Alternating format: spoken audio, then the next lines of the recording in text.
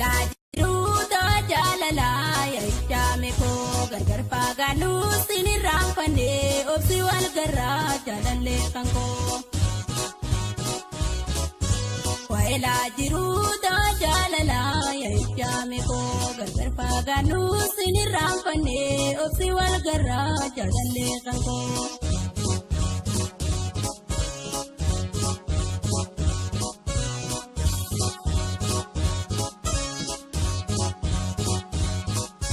Yadamee hangoo kan si jalu kophaa si dhiisee si biraan taruu malingoo daree dirqamaa jiru gargar nu hiree obsiin hin dhufaa mamillee turuu.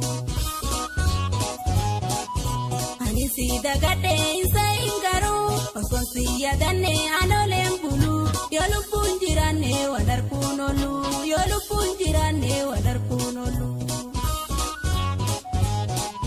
Yadamee hangoo kan si jalu kophaa si dhiisee si biraan taruu malingoo daree dirqamaa jiru gargar nu hiree obsiin hin dhufaa mamillee turuu.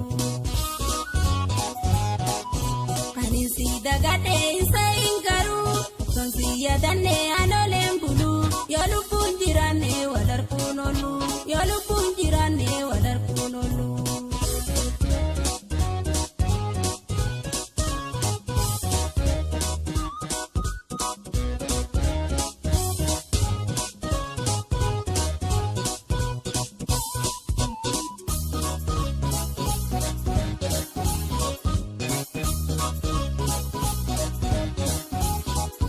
Wailaa jiruuta jaalalaa yaa'ichaa koo gargar fagaanuu sinirraan fannee obsi wal garraa jaalallee kan koo.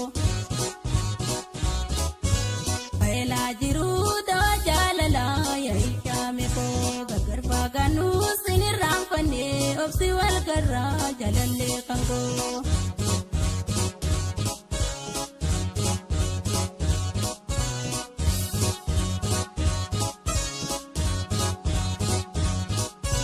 Yataliila koo biyya singarree taa'ee jireenyi na toluu didee fuulikee oguu na duraa ifaa eessatti rafaa iree waaqayyoo gargar nu mudee yookaan yaadaba